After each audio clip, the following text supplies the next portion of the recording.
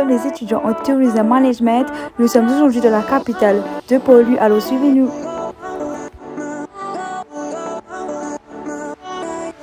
Voici la statue de Bertrand François Maé de la Bourdonnais, qui a été auparavant le gouverneur général français. Un de ses premiers actes fut de transférer le chef-lieu du Port Bourbon au port nord-ouest, appelé désormais Port-Louis. Voici la statue de Bertrand François Maé de la Bourdonnais, qui a été auparavant le gouverneur général français. Un de ses premiers actes fut de transférer le chef-lieu du Port Bourbon au port nord-ouest, appelé désormais Port-Louis. Que pouvons-nous savoir de plus sur Maé de la Bourdonnais? Maé de la Bourdonnais naquit à Saint-Malo le 11 février 1699. Il avait donc 36 ans lors de sa nomination en tant que gouverneur général. Il a joué un rôle décisif dans la capture de Madras et de Mahé sur la côte de Malabar. Le nom Mahé a été donné à la plus grande île des Seychelles et à un grand village au sud de Maurice, Mahébourg, c'est-à-dire Bourg de Mahé. Je me trouve actuellement devant la place d'Homme qui se situe entre l'hôtel du gouvernement et la statue de Maé de la Bourdonnais, qui est d'ailleurs très chargée de palmiers. Voici la statue de Maé de la Bourdonnais qui se trouve à l'entrée de la place d'Homme et se situe devant le front de mer. Nous nous retrouvons devant l'hôtel du gouvernement, le plus ancien bâtiment de l'île Maurice. Voit le jour sous le premier gouverneur français de l'île, Nicolas de Maupin, entre 1729 à 1735, et Maé de la Bourdonnais entre 1735 à 1746. À l'origine, simple case en bois recouverte de feuilles de palmier, l'édifice est remplacé par un bâtiment à étages baptisé La Loge sous Nicolas de Maupin. Maé de la Bourdonnais lui dote d'un vaste rez-de-chaussée en 1738 et rebaptise de nouveau édifice, l'hôtel du gouvernement. La première église sur le site actuel est construite entre 1752 et 1756. Elle sert d'abord d'entrepôt, d'armerie, de caserne avant de se lézarder et d'être détruite par le cyclone du 9 avril en 1773 sans avoir jamais servi au culte. Au début de 1782, une nouvelle église, construite sur les fondations de la première, est ouverte au culte. Elle sera réquisitionnée par l'Assemblée coloniale qui y tient ses séances, mais les lézards réapparaissent et l'église est de nouveau condamnée.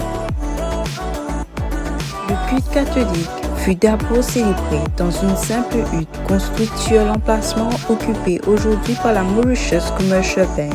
Cette hutte est remplacée par la Bourdonnais par une bâtisse couverte de bordures.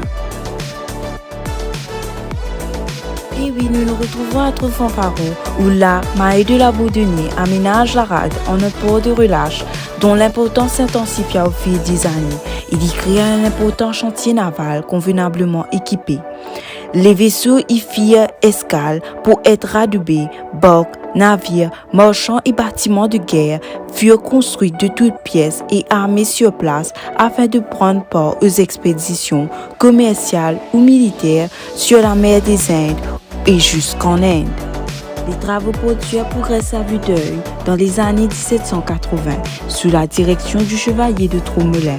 Trop-Fanfaron est converti en une rade capable d'accueillir un escadron de 6 vaisseaux de long cours et plusieurs frégates.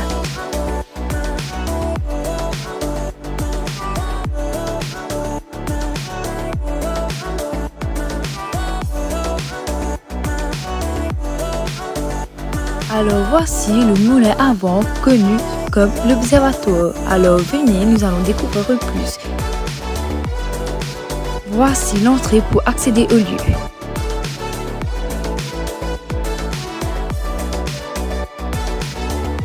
Nous revoilà à l'intérieur du moulin.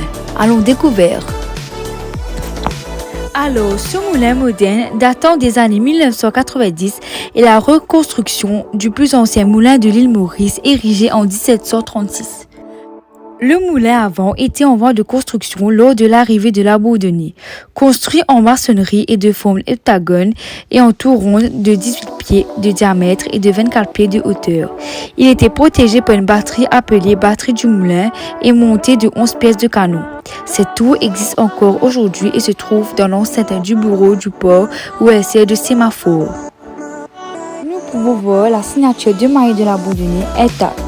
Nous nous retrouvons désormais au canal d'Ayotte, qui est aussi connu comme canal de la Grande Rivière. La construction des réseaux de canaux pour approvisionner produits en eau commença en 1738 sous le gouverneur Marie de la Bourdonnais avec la construction du canal La Bourdonnais, amenant l'eau de la Grande Rivière nord-ouest au centre-ville et à 2 fontaines publiques.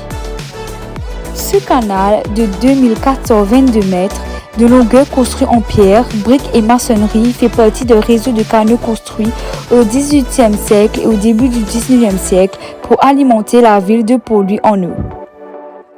Il porte le nom de l'ingénieur et superviseur des travaux Thomas d'Ayotte, aussi commissaire royal responsable des affaires de la Compagnie des Indes françaises.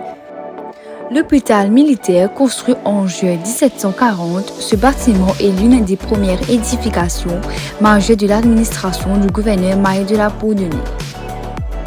Opérationnel entre 1740 et 1890, cet édifice, qui est le plus ancien hôpital de l'île Maurice, est connu durant la période française comme l'hôpital du Roi. Il peut accueillir jusqu'à 300 patients, notamment des colons, soldats, esclaves, affranchis et les travailleurs engagés ou libres. Son architecture est typique de l'Île-de-France du XVIIIe siècle avec un toit en argamas.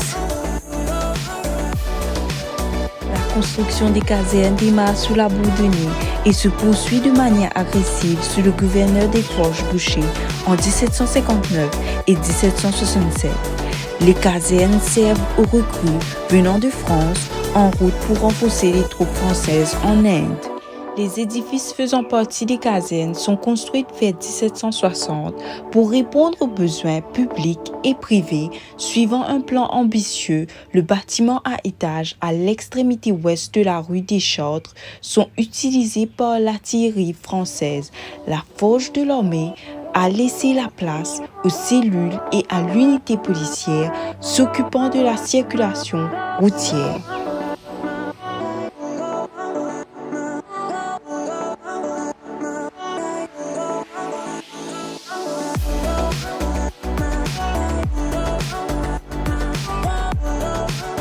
La cathédrale Saint-James était une ancienne poudrière construite en 1740 par Marie de la Bourdonnais pour y stocker la poudre des canons pour défendre l'île de toute invasion. Elle enfermait également des prisonniers de guerre. La poudrière a été ensuite transformée en cathédrale anglicane lors de la conquête des Anglais.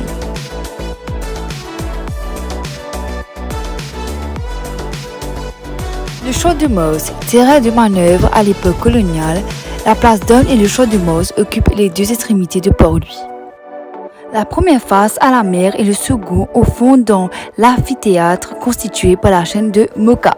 L'histoire remonte aux premières années de l'occupation française lorsque Marie de la Bourdonnais choisit le champ de Mars comme terrain d'entraînement pour les troupes françaises.